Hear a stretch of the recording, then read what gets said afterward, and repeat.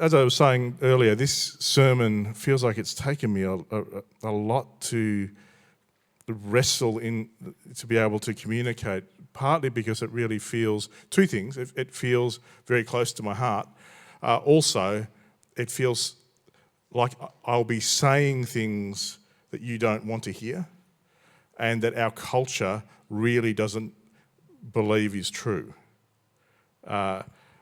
But is clearly, and as we'll see, clearly biblical, and is a key to life and making a difference in your family and in your workplace and in your neighbourhood in a way that I think we're needing to rediscover.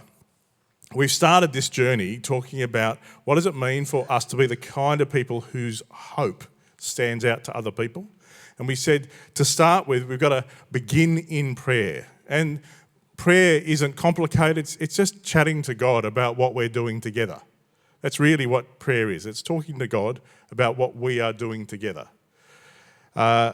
We also want to listen and learn. We want to understand that although what we believe is true, is where we live from, other people are different to us. I don't know if you've noticed that.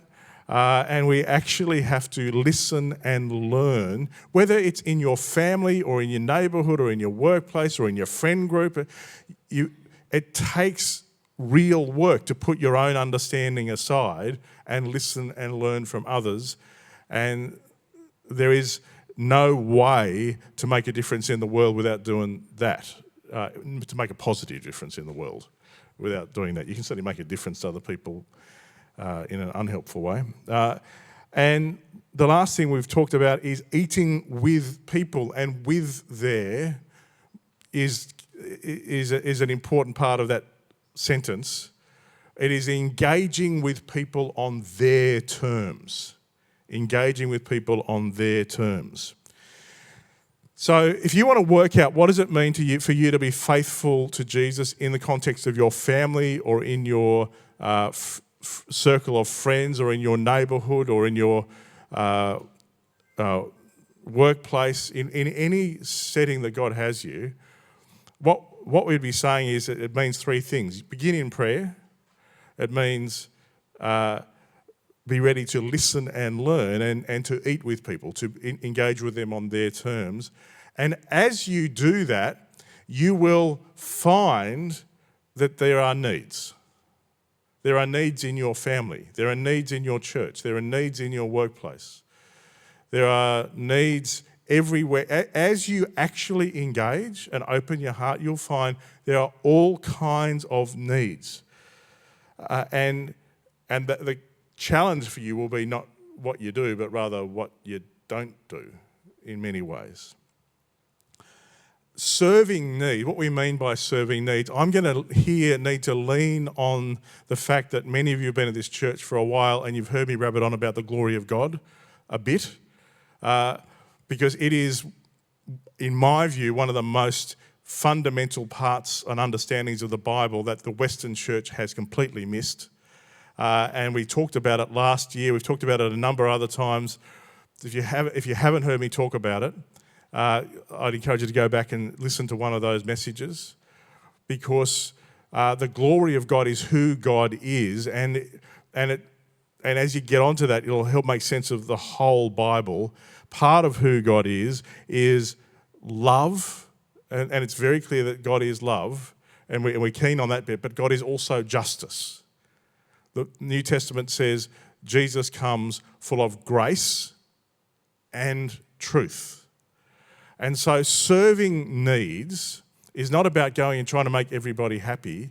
It's about glorifying God. It's about bringing God's nature into your family, into your workplace, into your church, and working as an agent of love and justice, working as an agent of grace and truth, and living in that tension. Basically Christians make we make lots of mistakes, don't we? But sometimes we can lean too heavily into God's love and just think that there's no boundaries that matter and it's all about me. Or sometimes we can live too heavily into God's justice and be wanting to point the finger to everybody else about how they're getting it wrong. Jesus comes full of grace and truth, and serving needs in your family is being an agent and standing in the gap of both justice and mercy, grace and truth. And it's really important. This is what Paul tries to say, where he says, whether you eat or drink, this is 1 Corinthians 10, or whatever you do it all for the glory of God. Don't do stuff because you want to do it, he's actually saying. You don't do stuff. And this is where, look, truth is, in our world is full of self-centered people, and the message you'll get is the only way to survive in this world is to be self-centered, to look after your own needs. Problem is, the Bible says no. In fact, this is so countercultural. Paul says, don't cause anyone to stumble, whether Jews or Greeks of the church of God.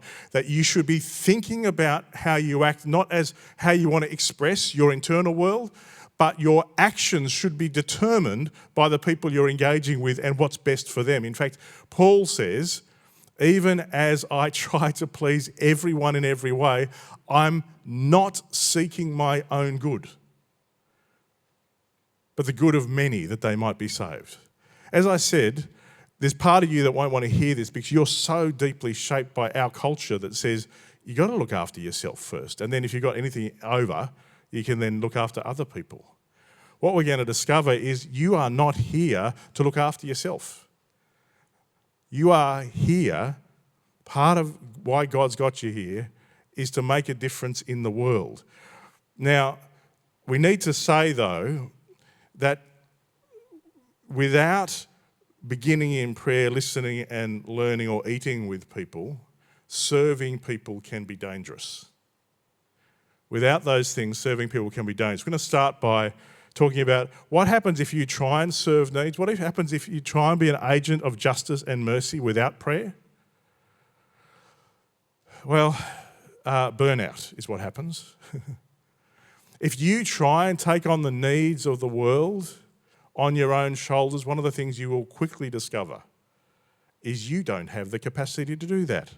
The needs of the world are taken on Jesus' shoulders. And this is where we've got to be honest. I am so grateful. 2 Corinthians 4, God said, let the light shine out of darkness, and he made his light shine in our hearts to give us the light of the knowledge of God's glory displayed in the face of Christ. One of the really dangerous things to do would try to be an agent of God's glory without it being Jesus working through you. That is a recipe for burnout. It's a recipe for exhaustion and stress. Don't we know this is true? We have this treasure, and that is Jesus, in jars of clay. Some of us are action-oriented and we like the whole thing of serving, and we like the whole idea of being able to make a difference in the world. But those of us who are action-orientated need to stop and realise it's not about what you do. It's got to be an expression of God's love working through you. Otherwise, you will burn out. One of the things that becomes very clear is Jesus knew how to say no. Jesus knew how to say no. Orientating yourself around other people's needs doesn't mean you don't say no. I love this. While it was still dark, very in the morning, while it's still dark, Jesus got up and had a quiet time, it says in Mark 1. It's a pattern you see right the way through Jesus' life. He is continually withdrawing and praying, having space with God. And the disciples come up and they say to him, everyone's looking for you. You've got lots of people. Do you ever feel like that? Everywhere you look, someone's got an agenda for you. Everyone's looking for you. And I love Jesus' response. Let's go somewhere else. Jesus' agenda is not set by people. It's set by God. He is here to meet our needs, but to not to have his agenda set by us. Does that make sense? It's actually really important to get this clear. As we talk about making a difference in the world, as followers of Jesus, we are actually called to make a difference in the world. You are not here to take up space. But it's really dangerous if you think it's about you. And that's where the whole thing of Sabbath comes in. The idea, I think the principle of being able to withdraw. I love Eugene Peterson in his book Christ Plays in 10,000 Places.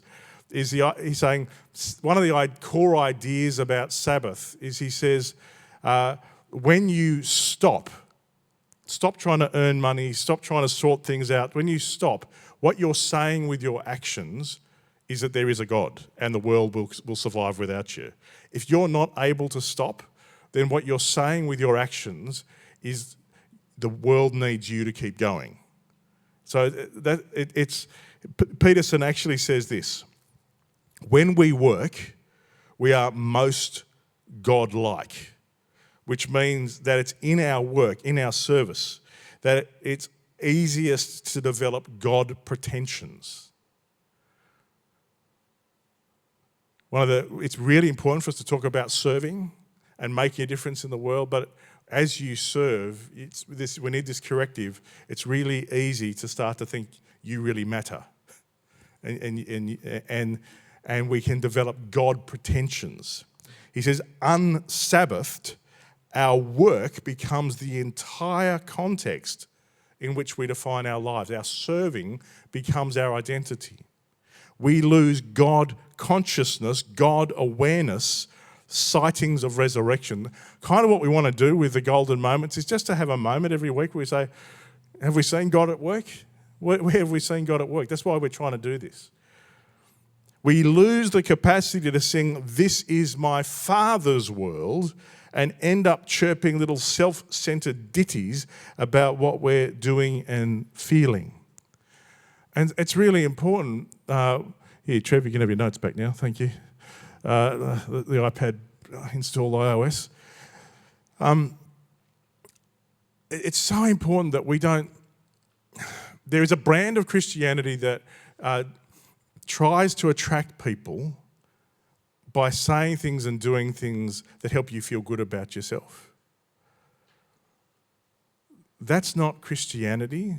That's an idolatry club that puts you at the centre. Christianity puts Jesus at the centre, and we need to... We need... Part of the reason we do communion every week, not all Baptist churches do it, is I know, and sometimes I know we brush through it quickly and it's not reverence and people have... But part of the reason we do it so every week is we know we need to stop every week and remember that Jesus is the centre of the universe and we're not. Part of the reason we come to Sunday mornings is we need to lift our eyes. And that's what we want our Sunday mornings to be about. I think it's interesting to hear this. We actually, at the core of our faith, is this call to let go of our own agendas. Paul writes, I say, walk in the Spirit and you'll not gratify the desires of the flesh. For the flesh desires what's contrary to the Spirit, and the Spirit what's contrary to the flesh. They're in conflict with each other. So you are not to do whatever you want. Do you hear that? This is so countercultural that there'll be part of you that will be like a filter stopping you hearing this. The Bible is saying you are not to do whatever you want. God is saying to you, you are not to do whatever you want. Because the Bible makes clear that there are two sides to you, and the you is sometimes messy. Isn't it true? That there is a part of you that wants to minimize pain and maximize pleasure, that wants to be the center of the universe, that wants all circumstances to be arranged so you feel better about yourself. That's idolatry, and that's where modern psychotherapy is dangerous, where it talks about self-actualization. The heart of the Christian message is that your self is both beautiful and broken. And there is a spirit. You are created in the image of God. Some versions of Christianity say there's no good in you. That is not true. The Bible starts in chapter 1 that says you are created in the image of God. But other versions of Christianity say all you need to do is just listen to your feelings and follow that. That's also not true, because your feelings sometimes will be coming from your spirit and sometimes coming from what the Bible calls the flesh, and you won't know the difference. And so hear me when I say you are not to do whatever you want. And we live in a culture that says you are meant to do whatever you want, don't we? So trying to serve needs, trying to be an agent of justice and mercy without starting in prayer is dangerous stuff, where you end up probably burning out, certainly heading off the wrong path. Trying to serve needs without listening and learning to other people is religion. Trying to serve needs without listening and learning to other people is religion. What I mean by that, you end up with a set of rules that you try and implement rather than understanding. We are actually all different, and God relates to us differently. There are different challenges. And Jesus, if you notice, while we might have neat and tidy formulas about the nature of Christianity, and we've got systematic theologies where we put things into boxes and make it all neat and tidy, the Bible is not neat and tidy. Every time Paul comes to talk about the gospel, it's different because he's talking to different people. Every time Jesus comes to call people out, it's different because he's talking to different people.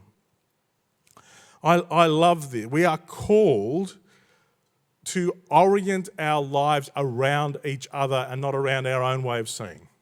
Paul writes, Galatians again, "You, my brothers, were called to be free. But don't use your freedom to indulge the flesh. Rather, serve one another humbly in love." This is so countercultural. There is part of you,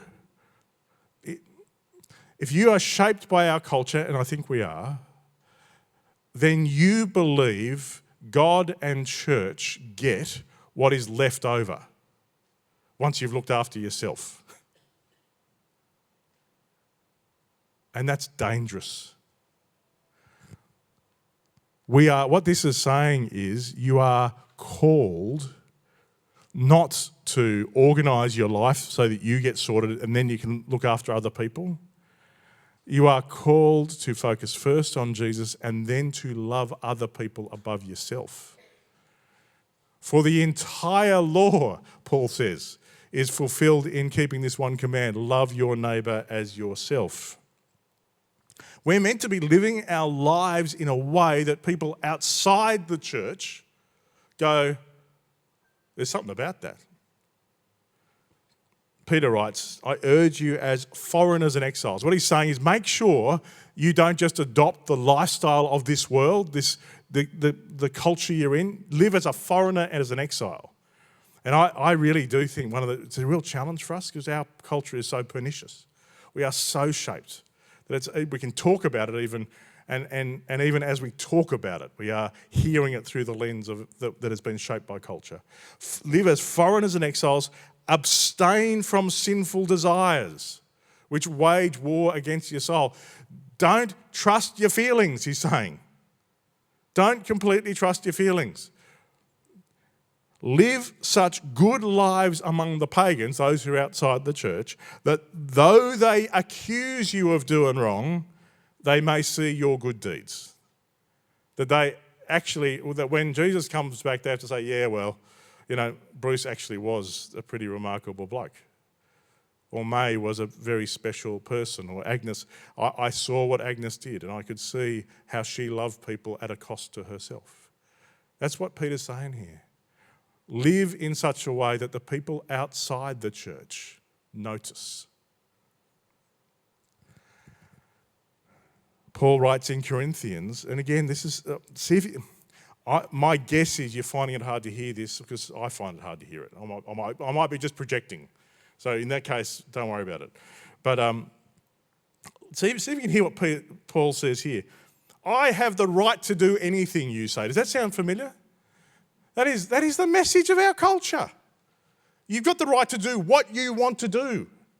The only crime, the only sin in our culture is to act against your own conscience. It's to act against your own feeling world.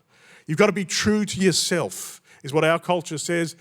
Turns out that's not that new. That was also the core cultural message for the people in Corinth. I have the right to do anything you say, but not everything, Paul points out, is beneficial. And don't we know that's true? I have the right to do anything, but not everything's constructive. Can you acknowledge that in your past you've done stuff that you've got the right to do? You've made choices that have not been constructive or beneficial? Then listen to this. No one should seek their own good, but the good of others. How do you respond to that? I believe this stuff is clear in the Bible, but I believe our culture shapes us so much that we avoid hearing it. No one should seek their own good, but the good of others. Now remember, this doesn't mean living without boundaries. Jesus had boundaries. This doesn't mean allowing yourself to be a victim of abuse. Abuse is when one person uses another person to meet their own needs without taking their highest interest into consideration. That actually is neither good for the abuser or the abused. It is not a healthy thing in any way to allow yourself to be abused. But Jesus comes and demonstrates what it means to be a follower of his and organises his world for the sake of others, organises his actions for our sake. And aren't we so grateful that he did? But he calls us not just to give him and others the bits that are left over, but to organise ourselves around the needs of other people. I love this from Ephesians. Anyone who's been stealing must steal no longer. So, I don't know if stealing is a thing for you, but another way, for me, I read this as freeloading. Anybody who's, using other people's work to benefit themselves. It says, do something useful with your own hands so that you might have something to share with those in need. That the purpose of your wealth is not to benefit you. It's to make a difference in the world. Don't let any unwholesome talk come out of your mouths, but only what's helpful for building others up according to their needs. Again, our culture says be true to yourself, and if there's something burning in you that you need to say, surely you've got to say it. It's wrong to say it. It's wrong not to say it. Paul's very clear here. You don't just say what you feel like saying. You say what's beneficial to the people you're talking to. So we need to serve in a way that listens and learns and orientates to others and doesn't just tell them how they should fix themselves up.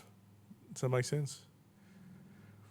The last one, serving needs without eating with people, without meeting people where they're at, sharing life with them, is pride.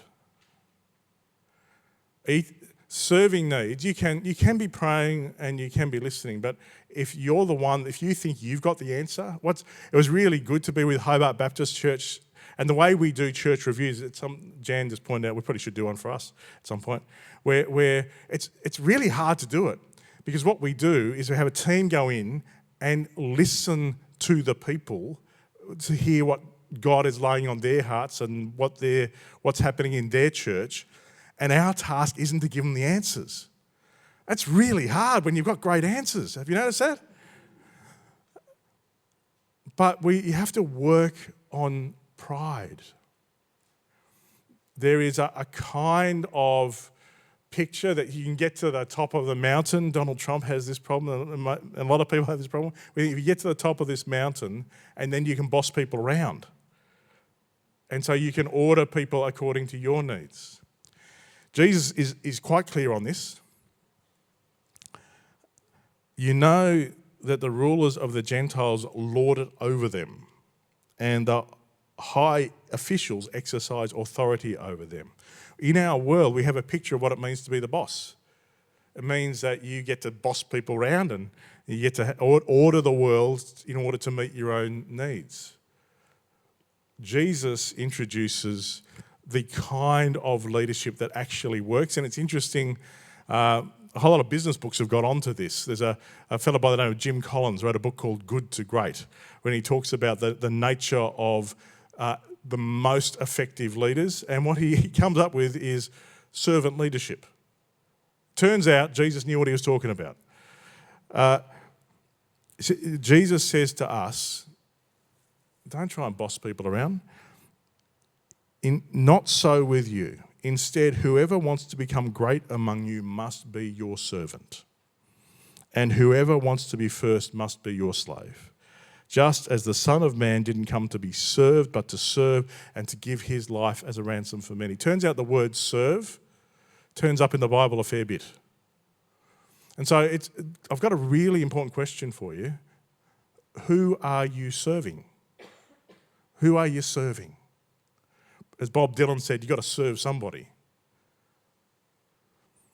Jesus, I love that even Jesus, the Son of God, who had pretty good answers, you have to say, he had pretty good answers to people's problems, still invited people to participate in those answers.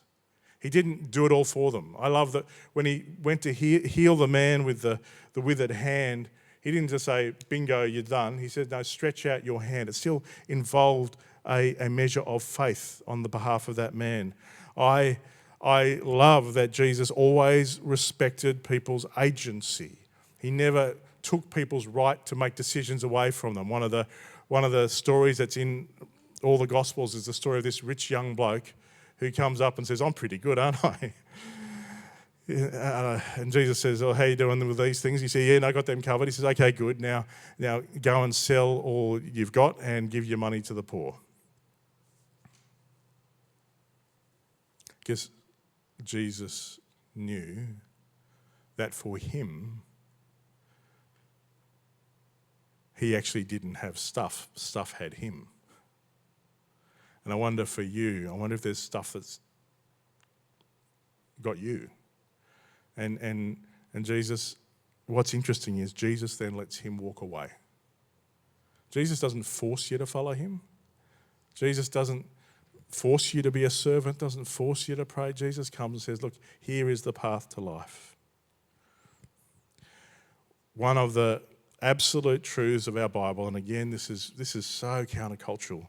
Here Jesus goes for the pointy end. He says in Matthew 10, anyone who loves their father or mother more than me isn't worthy of me.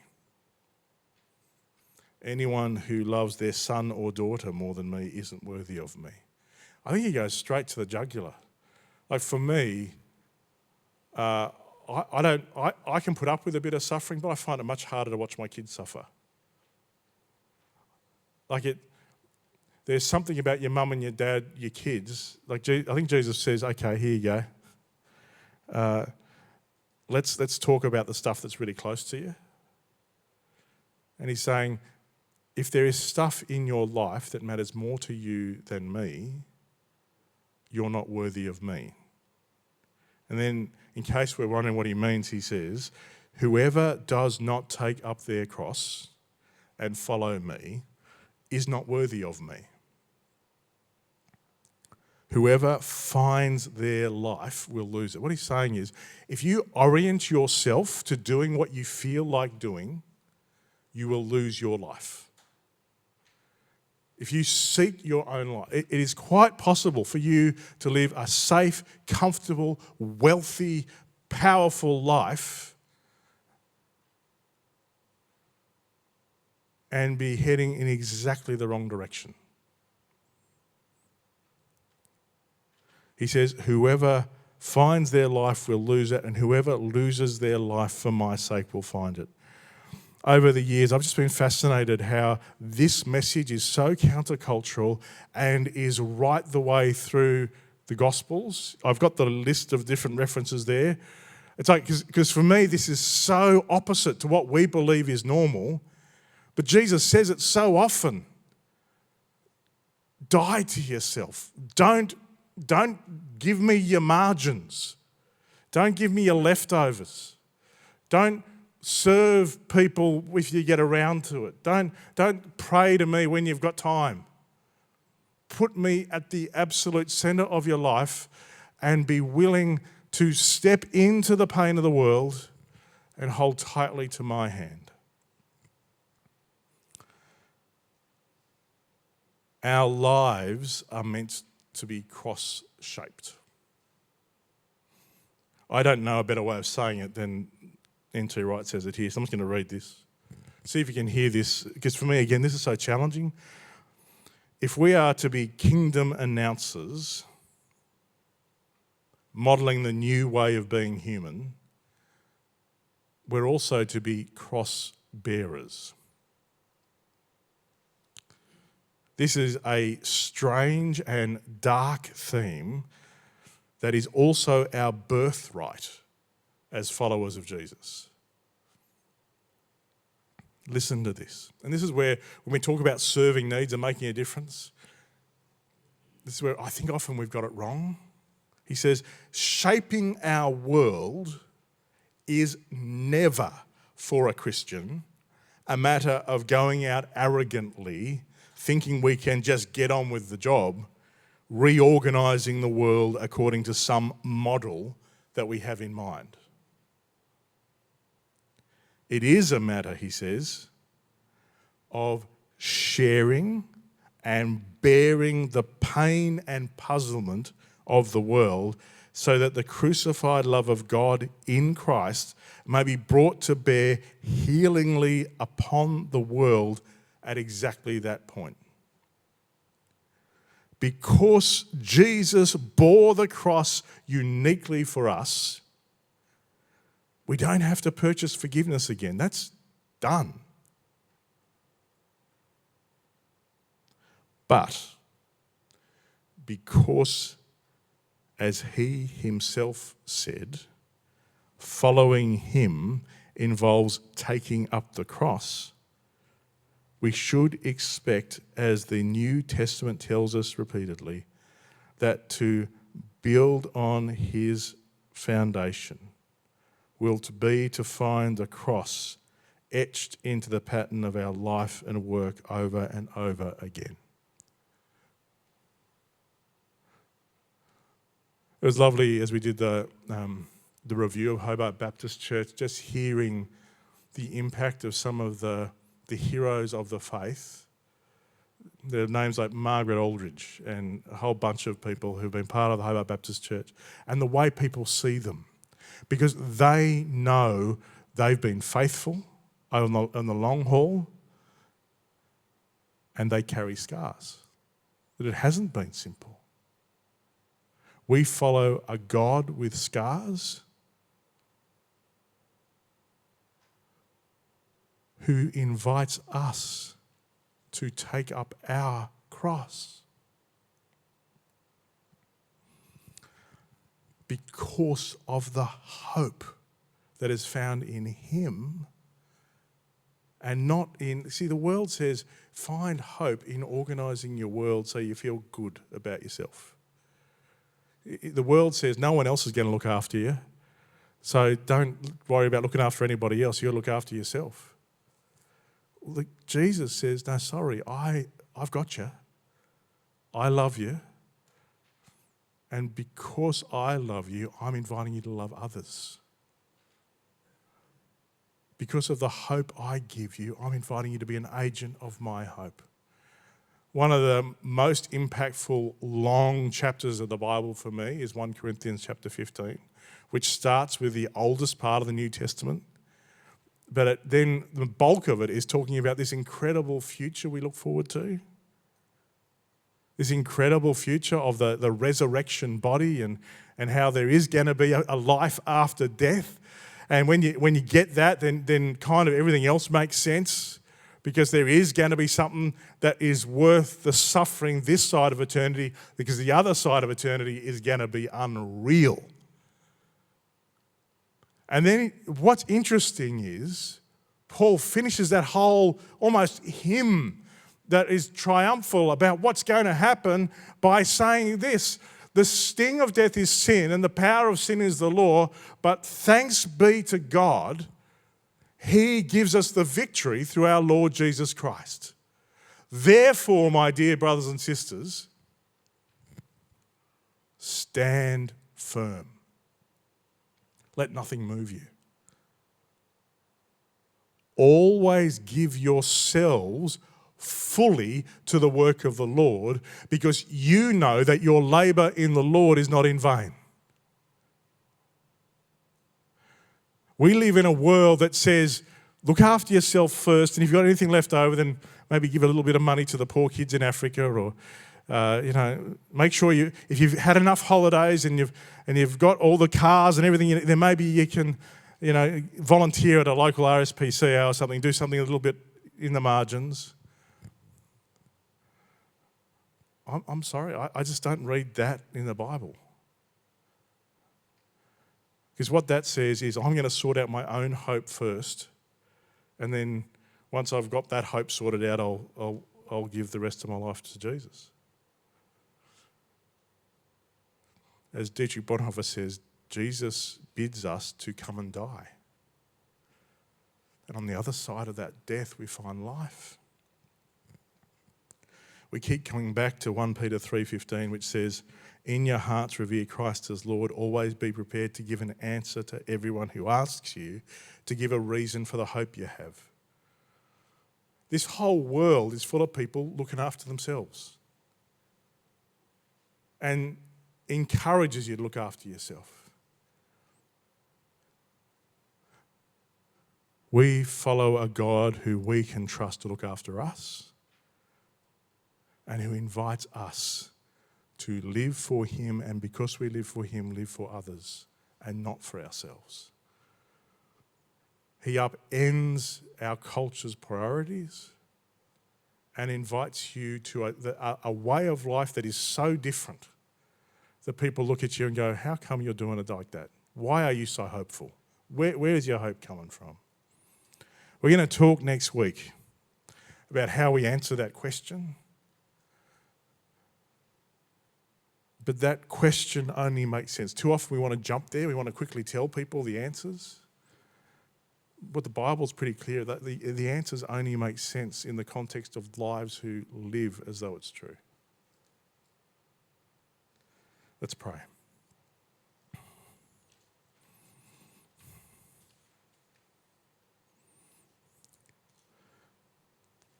Jesus, we need your help. I confess that for me, I know I am so shaped by our culture that there is a big part of me that just wants to give you what's in the margins. And I just have a sense for us as the church, our culture has been shaping us as a marginal thing. The church is what we do, what you are what we do when we got space from other stuff. Jesus, I feel like we've got to repent. You are calling us to love others before ourselves, but so often we're frustrated with others or see how they should fix themselves up, or you call us to love the unlovely. Because that's what you do with us. Save us from our pride that sees you as a mascot and not Lord. Can you help us be the kind of mob, the kind of family that genuinely does love each other, that does begin in prayer, that does listen and learn, that does eat with people and and that does actually serve needs? Can you help us, help that to be true and not words? Help us know what it means to glorify you, to be agents of your love and justice, because we let you work through us, because we live in the hope that is only found in you. But we acknowledge, Jesus, I acknowledge, we need your help. We need your help. Help us be open to all you have for us, please, Jesus. And help us, if there's stuff that's holding us back, I pray for each of my brothers and sisters, Lena Valley and Mornington, and for those watching online. Help us be honest with ourselves at least. Can you cut through the filters that will be wanting to stop us hearing this? Can you help us be honest about whether you are actually Lord or not, and how we are actually organising our lives? We ask this in your name. Amen.